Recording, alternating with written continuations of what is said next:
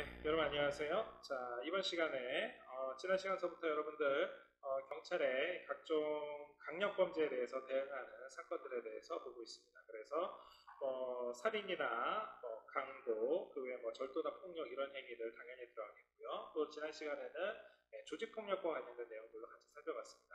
자, 이번 시간에는 경찰이 현재 각종 강력 사건에 대해서 대응하고 있는 나머지 이제 두 개 이 범죄 유형이 있는데 대표적인 게 지금 첫 번째 나오고 있는 공무집행 방해사범 그리고 나머지 하나가 이제 마약 관련 겁니다. 자, 공무집행 방해사범이라고 되어 있는데 실제 여러분들이 이 공무집행 방해라고 하면은 그동안에 경찰에서 강력 사건으로 두질 않았었습니다.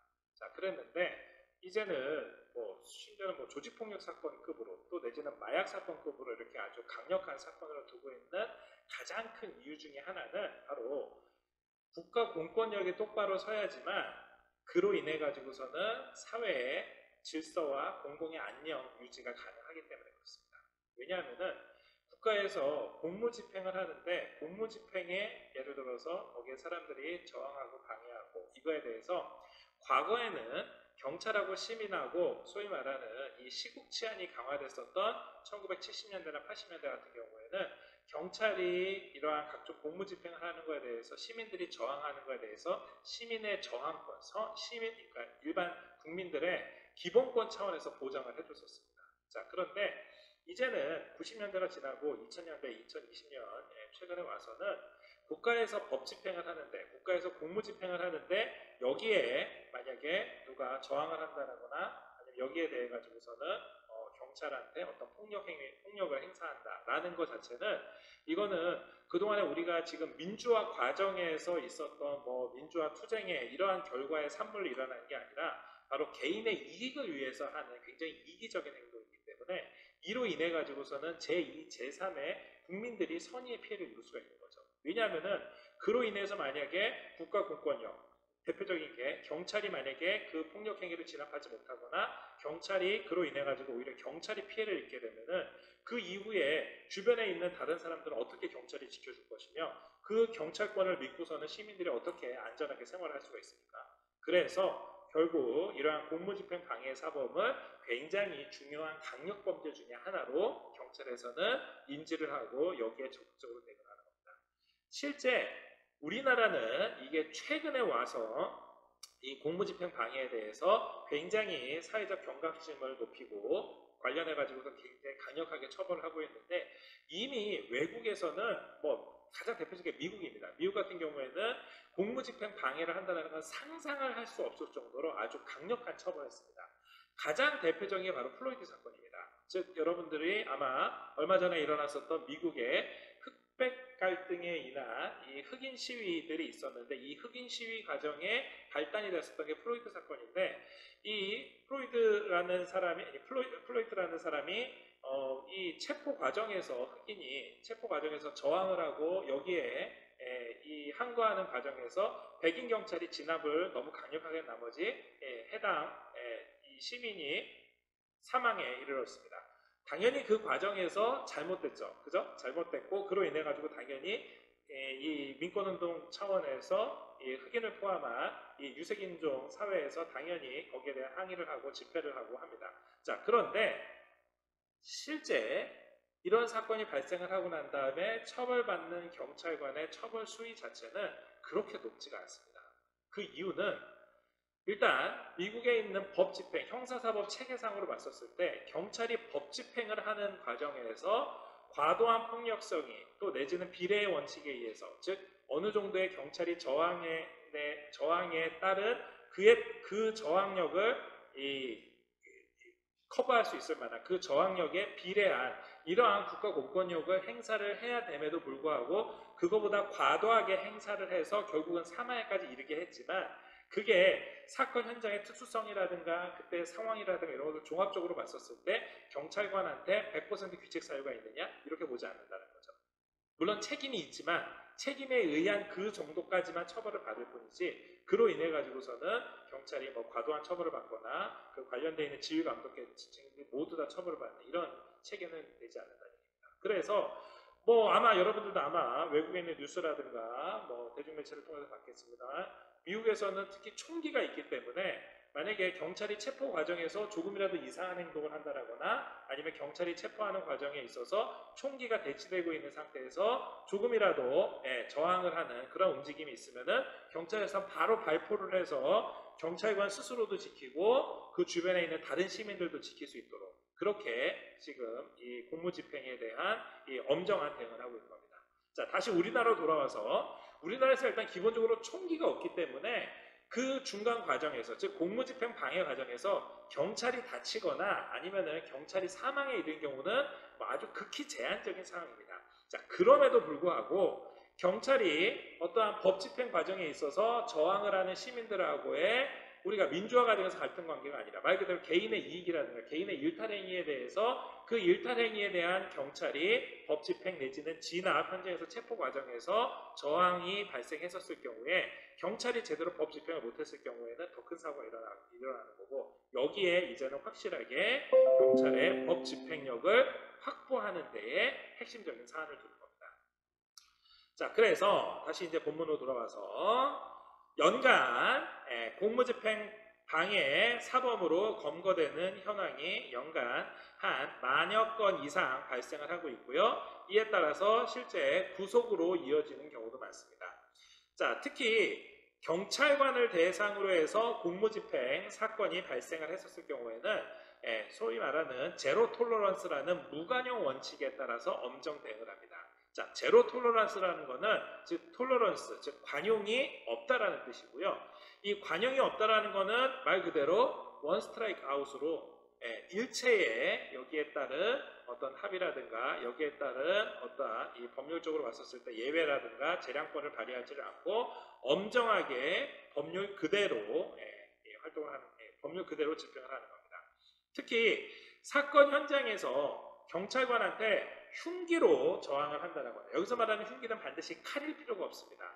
칼이 아니라 근처에 있는 다른 도구도 포함이 되고요. 또 차량으로 이렇게 위험한 물건으로 위해를 가했을 경우에는요.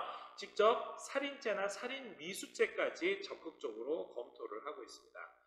또한 이렇게 해서 그 중간에 발생하게 되는 인적 피해라든가 물적 피해가 발생했었을 경우에 여기에 따라서도 당연히 손해배상을 그 사람한테 청구를 하는 등 결국 공무집행 방해 사범에 대해서는 경찰이 최대한 적극적이고 가장 강력한 법률을 적용을 해서 여기에 대응을 하는 겁니다. 자, 그런데 실제 현장에서 이 공무집행 방해 사건이 언제 일어나는지를 실제 케이스들을 아까 10,000여 건 넘는 케이스들을 쫙 모아가지고 살펴보면요. 그 중에 거의 대부분은 어떤 사건이냐면은 거의 대부분은 주치자 난동 사건인 경우가 많습니다. 이해가시죠? 그래서 실제 현장에서 112 신고를 받고 경찰이 현장에 출동을 해가지고서는 그 상황을 진압하는 과정에서 경찰에 대해서 술에 취한 상태에서 즉 주치자가 저항을 하거나 반항을 하거나 경찰한테 어떠한 공격성을 표출을 했었을 경우에 여기에 경찰이 그동안 대응을 하는 과정에서 그동안은 가능하면은 소극적으로 대응을 하고 현장 상황을 진압하는 게 목적이었다라고 하면은 다시 한번 말씀드리지만 이제는 완전히 인식의 전환을 가지고 이러한 공무집행 사범에 대해서 경찰이 강력하게 법 집행을 하는 거죠. 이해가시죠? 자, 이렇게 되면은 크게 얻는 효과가 두 가지입니다. 첫 번째는 시민들 입장에서는 술에 취했다고 봐주는 것도 아니고 또한 이러한 주치자가 난동했었을 경우에 경찰이 와서 강력하게 법 집행하는구나. 나도 그러면 안 되겠다라는 그러한 예방적인 효과가 첫 번째 생기고요. 두 번째는 이번에는 경찰 입장입니다. 경찰 입장에서도 만약에 그렇게 주치자들을 대상으로 해서 경찰이 강력하게 법 집행을 하는 것에 대해서 이러한 적법 절차의 원리에 의해서 모두 다 경찰 조직뿐만이 아니라 다양한 법률 체계들이 모두 다 지원을 해줘서 손해배상을 청구할 정도까지 그 정도로 경찰의 이 무관용 원칙에 따라서 엄정 대응한다는 이 기본 방침을 경찰관 스스로도 신뢰를 할 수 있는 거죠.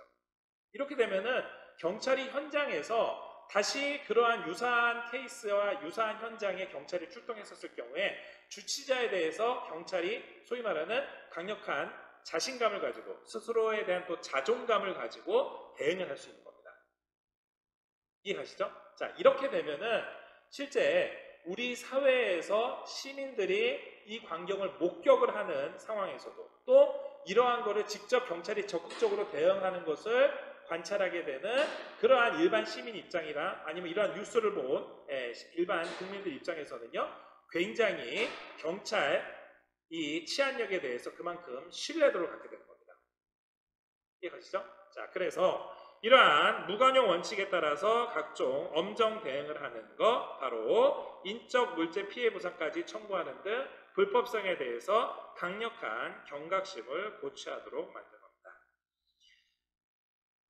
이러한 각종 공무집행 방해 사건에 대해서 강력한 사건에 따라서 준해서 수사를 하면은 당연히 아까 말씀드린 것처럼 구속수사까지 진행이 되고요. 그래서 최근에는 경찰을 상대로 하는 이런 주치자 난동 사건 같은 경우에는 상당수가 현장에서 해결되는 경우가 많습니다.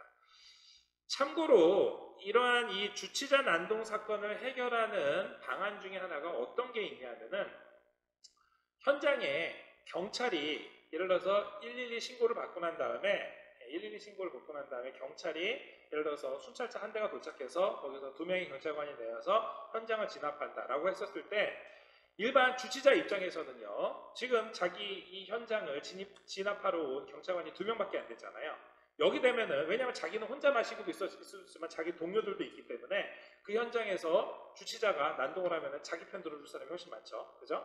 이래서 난동을 하는 경우가 종종 있을 수가 있기 때문에 최근에는 주치자 난동이 일어나고 여기에 112 신고가 들어와서 경찰이 현장을 출동해야 되면은 그 차량만 보내는 게 아니라 인근에 있는 다른 순찰하고 있는 차량들도 같이 옵니다. 그래서 이 현장을 진압하는데 경찰차 한 대에서 이 순찰 차량에서 경찰관 2명이 내려 현장을 진압하는 게 아니라 순식간에 한 3대, 4대의 차량이 동시에 도착을 해가지고 또 내지는 시간차라 하더라도 빠른 시간에 도착을 해서 경찰관이 한두 명이 아니라 4명, 5명, 7명, 8명 많은 수의 경찰관이 현장에 포진해 있으면요 주치자가 조용해집니다. 어떤 상황인지 이해가시겠죠? 즉 이게 사실 경찰력 입장에서는 어떻게 보면 이게 굉장한 낭비가 아닌가라고 생각되는데 사실 이 경찰들은 사건이 발생을 하면은 현장에 가서 사건을 빨리 진압을 하고 진압된 이후에 다시 원상능으로 복구를 해가지고서는 다른 신고하는 상태라든가 아니면은 뭐 신고했을 경우에 긴급 출동을 준비한다라든가 아니면은 범죄 예방을 위해서 이 방범 순찰을 하는 활동이겠죠. 그래서 경찰이 없는 인력을 갖다가 하는 게 아니라 이렇게 기존의 순찰 지역에서 순찰을 하고 있던 경찰관이 소위 말하는 집중 출동을 해가지고서는 현장에 진압됐었을 경우에는 나머지 빈 공간들이 순찰이 필요하잖아요. 그죠? 나머지 빈 공간에 방범 순찰이 필요한 것은 다른 데에서 지원을 해주는 겁니다.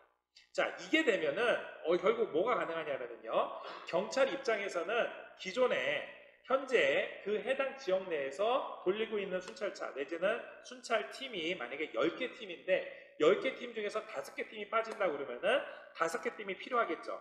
추가적으로 필요한 그 5개 팀을 다른 지역 내지는 본서에 있는 경찰서에서 같이 지원을 해주는데 이게 바로 여러분들 최근에 자치경찰대에서 얘기하고 있는 집중순찰대입니다. 이해가세요? 자치경찰에서 보면은요, 자치경찰에서 각 지역에서 보면은 각 지역에서 지역경찰들이, 즉, 자치체에 있는 자치경찰들이 각 지역에서 순찰을 하고 112 신고가 있으면 현장에서 바로 출동을 합니다. 하지만 국가경찰에서도 가지고 있는 순찰 인력을 가지고 집중 순찰 내지는 순찰 지원을 해주는 시스템이 있거든요. 이게 바로 국가경찰에서 해당 지역에 집중 순찰되는 순찰 인력을 보내줌으로 해서 즉 가까운 지역에 있는 경찰관들이 집중으로 출동을 해서 현장을 진압한다 그러면은 나머지 빈 공간들을 국가경찰에서 왜냐하면은 어느 정도 제한된 시간만 순찰 인력을 지원을 해주면 되니까 그리고 난 다음에 그 사건이 해결되고 나면은요 다시 원상복구가 되기 때문에 그렇게 한다라든가, 아니면은 아까 말씀드렸던 대로 현장 출동을 하는 데를 한 대의 자치경찰과 나머지 세 대의 국가경찰이 동시에 도착하는 역할을 한다라든가. 이해가시죠? 그래서 이런 식으로 해서 순찰력이 결국은 공모집행 방해 사범에 대한 대응을 현장에서 수적인 압도를 통해서, 또 내지는 현장에서 빠른 대응을 통해서 이러한 사건들을 대응하고 있습니다. 자, 오늘 두 번째로 보실 내용은 바로 이 마약류 사범과 관련된 내용입니다. 자, 마약류 사범은요, 과거만 하더라도 앞서 우리가 한번 검토해 봤었던 것처럼 뭐 조직 폭력을 통해서 하거나 아니면은 밀수를 통해 가지고서는 들어오되 이 뭐 마약류를 아예 마약 조직들이 직접 제조를 해가지고서는 이거를 현장에서 유통을 해가지고 사용하는 것까지, 이런 식으로 했었었는데, 최근에는 마약류 사범이 이러한 조직폭력을 통해서도 하지만 조직폭력 말고 개인이 직접 구매를 하는 케이스도 많이 일어나고 있습니다. 이 얘기는 뭐냐면은 국내에 있는 조직을 통해서가 아니라 바로 이 해외에서 인터넷으로 주문을 한다거나 SNS를 통해 가지고 국제 특송을 받는다거나 하는 등 과거에 우리가 이 적발하기 어려운 개인의 화물로 위장을 해가지고 들어오는 경우가 굉장히 많아졌습니다. 또 이게 이 외국에서는 의약품으로 되어 있는 약품들을 국내에 반입을 하면서 의약품으로 되어 있는 것 중에 그 의약 원자재를 가지고 일부 가공을 해가지고 이걸로 마약류를 대신해서 활용을 하거나, 또 과거에는 마약류로 분류되지 않았었던 거를 최근에는 마약류로 새롭게 분류해야지 되는 이러한 물질들도 나오기 시작을 했고요. 한편 과거에는 이러한 마약류들이 상당수가 직접적인 금전 거래를 통해 가지고서 이 왔다 갔다 했었기 때문에 결국 이 금전 거래를 차단하는 이 과정, 중간 과정에서 직접 돈이 오고 가는 과정에서 적발을 하면은 공급책과 사용책을 모두 다 적발할 수 있었는데, 최근에는 이 마약류와 관련되어 있는 마약 대금이 상당수가 가상화폐라든가 코인을 포함한 가상화폐라든가 또는 다크웹을 통해 가지고, 다크웹은 실제 온라인상으로 우리가 적발을 했었을 경우에 나오는 게 아니라 일종의 불법 계좌를 통해 가지고서는 인터넷으로 전송을 하는 이러한 이 불법 인터넷 금융이라고 생각하시면 됩니다. 이러한 다크웹을 통해서 일어나고 있기 때문에 결국 이러한 다크웹이나 아니면 가상화폐를 통해서 한다 그러면은 당연히 이 거래를 단속하기가 굉장히 어려워지는 겁니다. 자, 결국 국내에서 이렇게 개인적으로 구매를 하는 사람, 또 구매 대금이 가상화폐라든가 다크웹으로 하는 거. 자, 한편 우리가 전 시간에 봤었던 것 중에서 보면은 해외에서 마약 조직이 국내에 잠입을 한다 하더라도 실제는 마치 조직 해외에 무슨 뭐 사업회라든가 아니면은 미국에 있는 뭐 마피아가 와가지고서는 직접 판매를 하는 게 아니라 국내에 있는 외국인 사회를 통해 가지고서는 점조직화해서 판매를 한다는 거예요. 예를 들어서 동남아 출신 근로자들이 많이 모여있는 그 다문화 사회를 통해 가지고서는 내부적으로 유통을 시키는데 그 중에 피해자가 한국 사람이 생기는 거라든가, 이렇게 다양한 형태로 마약류가 유통되거나 제조되는 과정을 겪고 있기 때문에 결국 이 시대적 상황이 어떻게 변하냐에 따라서 그 어떠한 일종의 테마라고 해야 될까요? 일종의 이 경찰이 봤었을 때 마약류의 특성, 그리고 최근의 환경의 변화, 이런 거에 따라서 끊임없이 마약류와 관련돼 있는 유형, 마약류와 관련돼 있는 각종 주변 단속 환경, 이런 것들도 계속 실시간으로 변하고 있기 때문에 이렇게 계속해서 변화하고 있는 마약류 단속과 관련돼 있는 기술들이 경찰도 계속해서 발전을 시켜서 이 마약 단속에 함께 협력을 하고 있는 겁니다. 최근에는 마약류 단속과 관련돼서 직접 집중 단속 기관을 통해 가지고 검거하고 구속하기도 하고요. 한편 국내에서 자생적으로 발생할 수 있는 양귀비라든가 아니면은 대마를 밀경작하는 이러한 지역을 집중 특별 단속하기도 했었습니다. 한편 여러분들 2019년에 잘 알고 있는 것처럼 소위 말하는 버닝썬 사건처럼 강남 클럽 내에서 마약류가 유통되거나 투약되는 경우를 여러분들 아마 뉴스 보도를 통해서 잘 확인할 수 있었을 겁니다. 기존에 알고 있었던 마약류는 뭐 필로폰이라든가 아니면은 LSD라든가 해시시라든가 해서 굉장히 이 마약 이 성분이 강력한 이러한 이 강성 마약들이 많았었는데, 최근에는 아주 이 마약의 이 강도는 높지 않으면서도 사람들이 그냥 단순한 피로회복제로 생각으로 할 수 있을 정도로 이 향정신성 물질을 실제 이 농도를 약하게 하는 대신에 중독성을 약하게 해서 사람들이 말 그대로 클럽에 가가지고 놀 때는 당연히 피로회복제 하나 먹는다 라는 셈 치고서는 먹었는데, 실제로는 그 성분 물질 자체가 향정신성 의약품으로 마약류로 구분이 되어 있는 이러한 물질들이 있습니다. 이런 유사한 것 중에 하나가 여러분들 잘 아시는 것처럼 이미 뉴스에서도 많이 나왔었던 프로포폴도 유사한 겁니다. 이 프로포폴 같은 경우는 일종의 수면제의 일환이고, 사실 이 프로포폴을 다루는 거는 의사들이 의료 행위를 하는 과정에서 필요에 의해서 마취제 형태로 활용을 하는 거지만, 이 프로포폴이 역시 중독 내지는 프로포폴을 남용하게 되면은 이게 마약류로서 우리가 간주를 할 수 있는 겁니다. 자, 잘 보시면은요, 마약류가 가지고 있는 여러 가지 특징들이 있습니다. 예를 들면은 마약류는 우리가 봤었을 때 기본적으로 마약으로 인해 가지고서는 사람이 환각성을 가지게 되는, 그래서 마약을 우리가 남용을 하는 거니까, 마약 중독이 일어나는 거니까 해서 환각성을 가지고 있는 특징도 있고, 두 번째로는 중독성, 즉 가면 갈수록 마약의 농도가 좀 더 높아지거나 횟수가 잦아지므로 해가지고 마약 중독으로 일어나는 게 있습니다. 자, 그 다음 마약이 가지고 있는 세 번째 가장 큰 문제점이 뭐냐면 마약으로 인해서 사회적 해악이 발생할 수 있다는 거죠. 자, 그런데 앞서 말씀드렸었던 프로포폴이라든가 아니면은 같은 향정신성 의약품 중에서도 농도가 굉장히 낮은, 그래서 강성 마약이 아니라 약성 마약으로 이 분류되는 물질들은 지금 앞에서 말했었던 것처럼 환각성은 있지만 중독성이라든가 아니면은 사회적 해악성이 높지 않았을 경우에 이 경계선상에 있는 거죠. 자, 특히 프로포폴도 마찬가지지만 프로포폴 말고도 우리가 보통 이제 몰핀이라고 뭐 이렇게 군에서 사용하는 응급할 때 사용을 하고 있는 일종의 이 약품 같은 경우도 이 몰핀이나 아니면은 이 프로포폴 같은 이러한 물질들은 말 그대로 의사가 활용을 하면은 이거는 전혀 문제가 되지 않는 겁니다.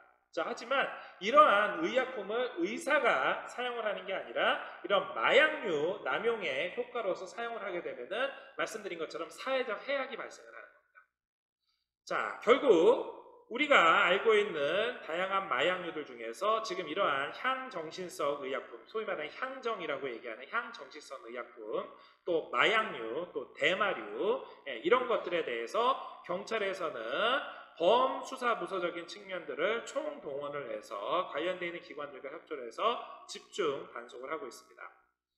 특히 옆에 사진에서 보시는 것처럼 대마를 야외에서 이 재배를 할 때에는 너무나 노출이 많이 되고 있기 때문에, 특히 이제 대마는 이제 대마 이 향에 의해서, 냄새에 의해 적발되는 것 같기 때문에 최근에는 대마를 아파트라든가 아니면 도시 농업 시설을 만들어서 베란다 같은 데에다가 일조량을 별도의 내부 등으로 인한 일조량을 줌으로 해가지고 이 대마를 재배해서 이 대마 잎으로 대마 씨와 대마 잎으로 이 대마초를 만들어서 피우는 경우도 있는데요. 대마도 실제 대마 씨 내지는 대마 기름으로 만든 의약품이 있습니다. 이 의약품은 실제 국내에서 이 의사의 처방에 의해서 소위 의사의 처방에 의해 가지고 의약품으로 대체해서 의료용으로 대마를 사용하기도 합니다. 그래서 의료용 대마라고 해서 이 소위 말하는 이 심리적으로 장애 불안을 가지고 있는 사람들이 심신 안정을 위해서, 그리고 또 이제 어린이들 중에서 보면은 굉장히 이제 이 과격한 행동을 하는 이러한 이 어린이들 대상으로 해서 치료용의 목적으로 이 대마 기름이라든가 대마 씨 가공품을 해서 사용하는 경우가 있습니다. 자, 이런 경우도 다시 한번 말씀드리지만 의사의 처방에 의해서 이 약품을 사용한다 그러면 전혀 문제가 되지 않는데, 이게 의사의 처방을 통하지 않고 이 의사 면허가 없는 개인이 이거를 남용을 한다라든가 했었을 경우에는 앞서 말씀드렸었던 환각성이라든가 중독성뿐만이 아니라 사회적인 해악성까지 같이 가지고 있는 거기 때문에 결국은 이러한 대마, 또 시골에서 보면은 배 아플 때 먹는다고 해서 양귀비 같은 거를 재배해서 먹기도 하는데, 역시 양귀비도 남용을 하게 되면은 당연히 중독성과 환각성을 가지게 되는 겁니다. 그래서 당연히 사회적 해악을 갖게 되기 때문에 우리가 향정치성 의약품이라는, 말 그대로 의약품인데 사람의 정신을 이렇게 다른 형태로 환각하는 작용을 해서 하게 되는 향정치성 의약품으로 되어 있는 뭐 필로폰 외에도 각종 대마나 양귀비와 같은 마약류에 대해서 경찰에서 단속을 하고 있는 겁니다. 현재 마약류와 관련되어 있는 이 압수량 양을 봤었을 경우에는 지금 현재 대마가 압도적으로 많습니다. 그 이유는 대마는 굳이 외국에서 대마씨나 대마 잎을 가지고 오지 않는다 하더라도 우리나라에서 자생해서 발생하고 있는 대마도 많이 있고, 아까 사진에서 봤었던 것처럼 실제 실내에서 이 대마를 키워서 남용하는 경우도 많기 때문에 대마초가 압도적으로 물량 자체는 많습니다만, 실제 이 그러니까 대마나 양귀비가 우리나라에서 국내에서 자생하고 있기 때문에 제일 많습니다만, 실제 이 환각성의 이 강도를 따진다고 그러면은 강성 마약으로는 필로폰이라든가 엑스터시라든가 뭐 코카인 같은 게 가장 대표적으로 국내에서 유통되고 있는 마약이라고 볼 수 있습니다. 자, 현재 마약류가 남용되는 이 대상 비율을 보면은 이 마약류와 관련돼서 남성과 여성 비율이 한 4분의 3 내지는 4분의 1 정도가 남녀 비율이 되어 있고요. 연령별로 봤었을 때 20대에서 40대 같은 젊은 층이 많이 남용을 하고, 최근에는 10대도 늘어나고 있는 상황입니다. 자, 한편 마약류를 수사하는 데 있어서는 가장 중요한 것 중에 하나가 바로 국제적인 공조를 강화하는 겁니다. 일단 첫 번째, 국내에서 자생하고 있는, 예를 들어서 양귀비라든가 대마 같은 경우에는 국내에 있는 유관기관들이 협력을 해가지고서는 처리를 하면 됩니다. 자, 하지만 향정치성 의약품으로 구분이 되어 있었던 뭐 필로폰이라든가 아니면은 뭐 기타 마약류에 있었던 뭐 코카인이라든가, 코카인 같은 경우는 주로 미국에서 많이 유통이 되고 있는 이러한 이 향정치성 의약품이나 코카인이나 이러한 것들을 외국에서부터 들어오는 거를 차단하기 위해서는 국가 간의 서로 정보 교류가 당연히 필요할 수밖에 없습니다. 특히 과거에는 주로 미국이라든가 일본이라든가 선진국에서만 들어왔지만, 이제는 뭐 캄보디아라든가 필리핀이라든가 인도네시아라든가 이런 동남아 국가에서도 동남아 이 다문화 사회를 통해서 거쳐서 들어오는 경우가 많기 때문에 이들 이 아시아 지역에 있는, 또 내지는 극동 지역에 있는 국가들끼리 서로 협력을 해서 이 마약류를 검거하는 게 필요하겠고요. 사진에서 보시는 것처럼 필로폰 밀반입 피의자를 검거하는 케이스, 이런 케이스도 나오고 있고요. 지금 이렇게 큰 봉투로 담겨져 있는 것은 짐으로 위장을 한 거고요. 이렇게 작은 캡슐형 내지는 튜브형으로 만드는 경우에는요, 직접 본인이 복용을 해서 몸에 넣어가지고 들어와서 나중에 항문으로 배출을 해가지고서는 여기에 있는 봉투를 이 제거를 하고 이 안에 있는 이 마약류를 국내에 유통시키거나 본인이 남용하는 경우가 있습니다. 그 외에 대마초라든가 해쉬시 오일이라든가 이러한 것들을 가지고서 밀반입하거나 국제적인 공조 수사를 통해 가지고서는 적발하기도 했습니다. 한편 호텔에서 각종 원료 물질을 가지고 필로폰을 제조했었던 외국인 조직도 검거하기로 했습니다. 자, 오늘 여러분들 같이 살펴봤었던 내용은 마약류와 관련되어 있는 마약류 사범, 그리고 또 앞서 봤었던 거 바로 공무집행 방해 사범입니다. 전 시간에 여러분들 같이 봤었던 조직폭력배처럼 과거의 조직폭력배는 강력사건과 관련이 있으니까 당연히 경찰에서 강력하게 대응하는구나, 살인사건이라든가 강도사건만큼 진짜 사람들한테 엄청난 위해를 많이 주니까 라고 생각할 수 있지만, 오늘 같이 봤었던 공무집행사건, 그리고 또 마약류 범죄 같은 경우에는 사회적 해악이 있다고는 하지만 실제로는 그 피해자, 당사자, 소위 말하는 이 가해자가 있는 게 아니라 스스로가 구입을 해서 스스로가 남용해서 스스로를 망치는 거거든요.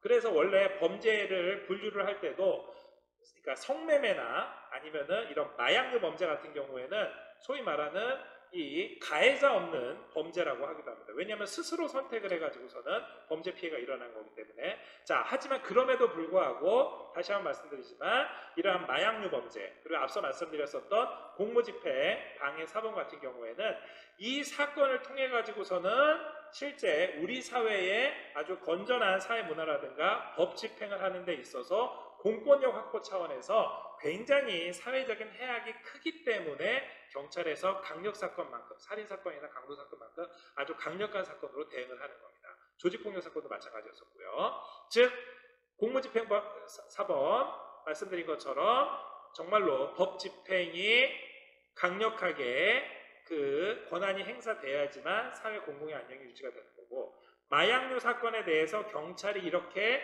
국제적인 공조를 포함해서 강력하게 법 집행을 해야지만 더 이상 마약류가 사회에 확산되지 않고 사회가 아주 건강한 상태로 유지가 되는 겁니다. 이해가시죠? 그래서 결국 이러한 행위들이 모두 다 경찰의 각종 치안 활동들이 우리 사회의 안녕과 질서를 위한 활동이다라는 거 알아두셨으면 좋겠고, 이러한 것들이 바로 경찰의 강력범죄에 대한 강력한 경찰의 수사 역량을 집중하는 상황인 것을 꼭 이해해 두시기 바랍니다. 자, 오늘 수업 이걸로 마치도록 하겠습니다. 수고하셨습니다.